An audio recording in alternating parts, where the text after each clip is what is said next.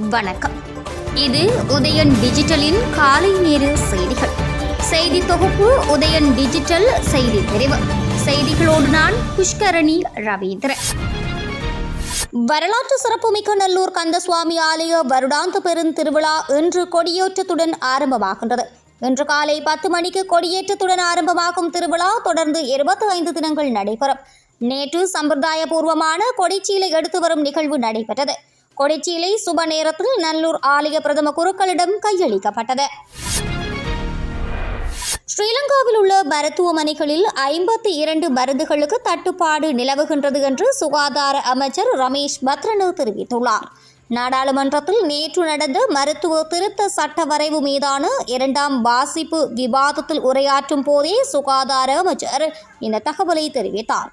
ஸ்ரீலங்காவில் சுகாதாரத்துறை சார்ந்த 9 சட்ட வரைவுகள் எதிர்காலத்தில் நாடாளுமன்றத்தில் சமர்ப்பிக்கப்பட உள்ளன என்றும் சுகாதார அமைச்சர் தனது உரையில் குறிப்பிட்டார்.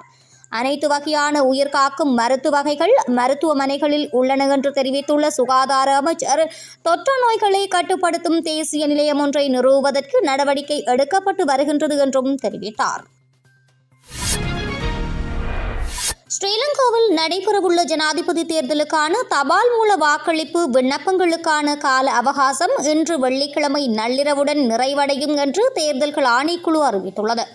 இன்று நள்ளிரவின் பின்னர் அனுப்பப்படும் எந்தவொரு விண்ணப்பமும் பரிசீலிக்கப்படாது என்றும் தபால் வாக்களிப்புக்கான விண்ணப்பங்களை ஏற்கும் திகதி மீண்டும் நீடிக்கப்பட மாட்டாது என்றும் தேர்தல்கள் ஆணைக்குழு தெரிவித்துள்ளது. விண்ணப்பங்களை வழங்காதவர்கள் உடனடியாக தமது விண்ணப்பங்களை சமர்ப்பிக்க வேண்டுமென்று தேர்தல்கள் ஆணைக்குழு வலியுறுத்தியுள்ளது. அதேவேளை எதிர்வரும் புதன்கிழமை 14ஆம் திகதி நண்பகல் 12 மணியுடன் ஜனாதிபதி தேர்தலில் போட்டியிட உள்ள வேட்பாளர்கள் கட்டுப்பணத்தை செலுத்தும் கால எல்லையும் நிறைவடைகின்றது. மறுநாள் 15ஆம் திகதி காலை 9 மணி முதல் பகல் 12 மணி வரை வேட்பு மனுக்கள் ஏற்றுக்கொள்ளப்படும் என்றும் தேர்தல்கள் ஆணைக்குழு அறிவித்துள்ளது.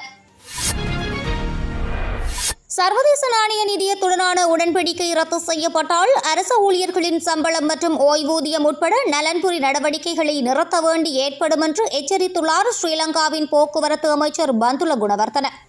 தற்போதைய ஜனாதிபதி ரணில் விக்ரமசிங்கே எதிர்வரும் ஜனாதிபதி தேர்தலில் போட்டியிடவுள்ள நிலையில் அவரது அமைச்சரவையில் அங்கம் வகிக்கும் பந்துல குணவர்த்தன இந்த எச்சரிக்கை தொனியிலான அறிவிப்பை விடுத்துள்ளார்.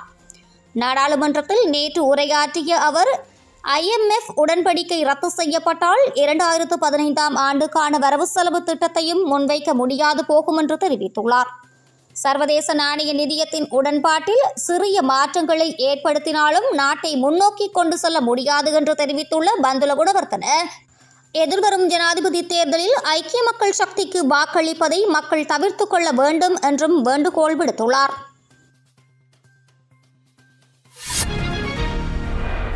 வடக்கு கிழக்கு தமிழ் கட்சிகள் எதிர்க்கட்சித் தலைவர் சஜித் பிரேமதாச தலைமையில் உருவாக்கப்பட்டுள்ள ஐக்கிய மக்கள் கூட்டணிக்கு ஆதரவு அளிக்க வேண்டும் என்று தமிழ் முற்போக்கு கூட்டணியின் தலைவர் மனோ கணேசன் அழைப்பு விடுத்துள்ளார். ஐக்கிய மக்கள் சக்தியின் தலைமையில் உருவாக்கப்பட்டுள்ள கூட்டணிக்கான உடன்படிக்கை கைச்சாத்திடும் நிகழ்வு நேற்று கொழும்பு சுகதாச உள்ளக விளையாட்டு அரங்கில் இடம்பெற்றது.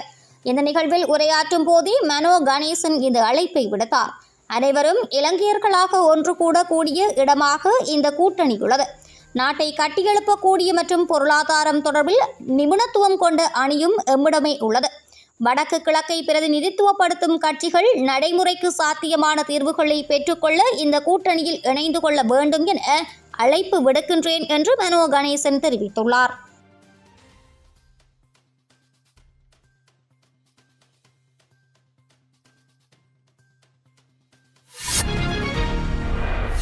முன்னாள் பிரதி போலீஸ் மா அதிபர் வாஸ் குணவர்த்தன மற்றும் அவரது மகன் ரவிந்து குணவர்த்தன உட்பட 6 பேருக்கு விதிக்கப்பட்டுள்ள தூக்கு தண்டனையை உயர் நீதிமன்றம் நேற்று உறுதி செய்தது.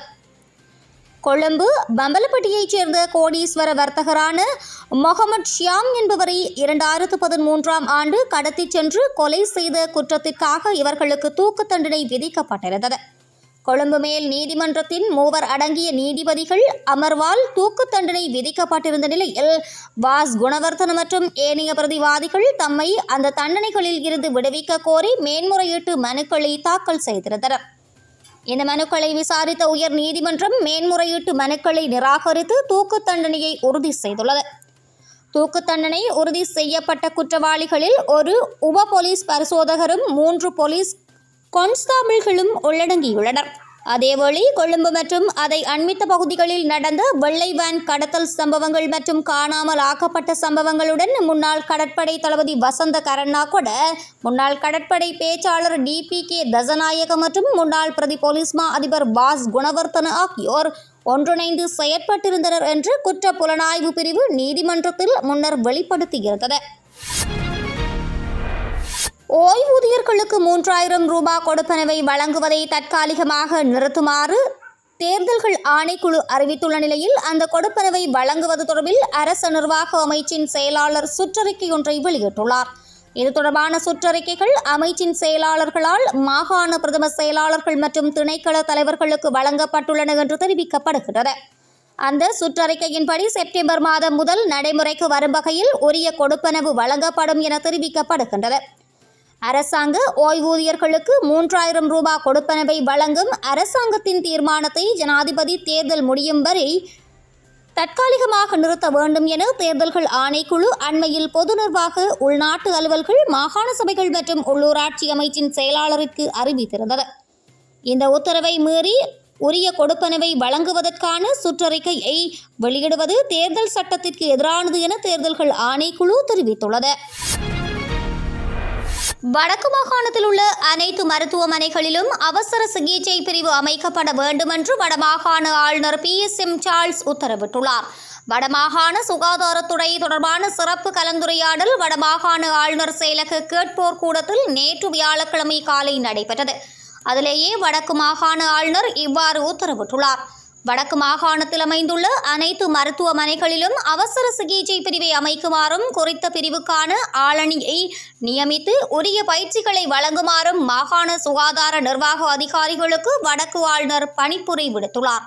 மருத்துவமனைகளை ஒருங்கிணைப்பதற்கான தரவு பொறிமுறை ஒன்றை விரைவில் அறிமுகப்படுத்த நடவடிக்கை எடுக்க வேண்டும் எனவும், சுகாதாரத்துறைக்கு தேவையான ஆளணி, வள பற்றாக்குறை மற்றும் தேவைப்பாடுகள் தொடர்பான அறிக்கையை விரைவில் சமர்ப்பிக்க வேண்டும் என்றும் ஆளுநர் அறிவுறுத்தியுள்ளார்.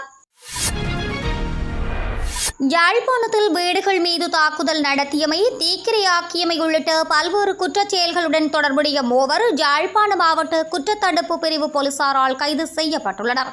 கைது செய்யப்பட்ட சந்தேக நபர்கள் 21 வயதுடையவர்கள். அவர்கள் உரும்புராய் பகுதியைச் சேர்ந்தவர்கள் என்று போலீசார் தெரிவித்துள்ளனர். சந்தேக நபர்களிடம் இருந்து 3 மோட்டார் சைக்கிள்கள், 2 வாள்கள், 4 பெட்ரோல் குண்டுகள் என்பனவும் போலீசாரால் மீட்கப்பட்டுள்ளன. இது தொடர்பாக யாழ்ப்பாண மாவட்ட குற்றத்தடுப்பு பிரிவு போலீசார் மேலதிக விசாரணைகளை மேற்கொண்டு வருகின்றனர்.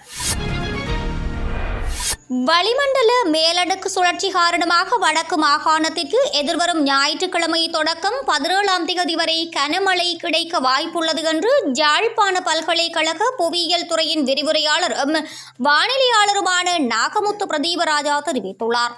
இலங்கையின் தென்கரையோரத்தை அண்மித்த வங்காள விரிகுடாவில் நாளை சனிக்கிழமை நண்பகலுக்கு பின்னர் வளிமண்டல மேலடுக்கு சுழற்சியொன்று உருவாகும் வாய்ப்புள்ளது. இதனால் எதிர்வரும் 11ஆம் தேதி ஞாயிற்றுக்கிழமை முதல் 17ஆம் தேதி சனிக்கிழமை வரை வடக்கு மற்றும் கிழக்கு மாகாணங்கள் உட்பட நாட்டின் பல பகுதிகளுக்கும் கனமழை கிடைக்கும் வாய்ப்புள்ளது. வடக்கு மாகாணத்திற்கு தற்போது கிடைக்கும் மேற்காவுகை மழை எதிர்வரும் 11ஆம் தேதி வரை தொடரவும் வாய்ப்புள்ளது என்று அவர் மேலும் தெரிவித்துள்ளார். இத்துடன் உதயன் டிஜிட்டலில் காலை நேர செய்திகள் நிறைவடைகின்றன. தொடர்ந்து இரவு நேர பிரதான செய்திகளோடு இணைந்திருக்கலாம். வணக்கம்.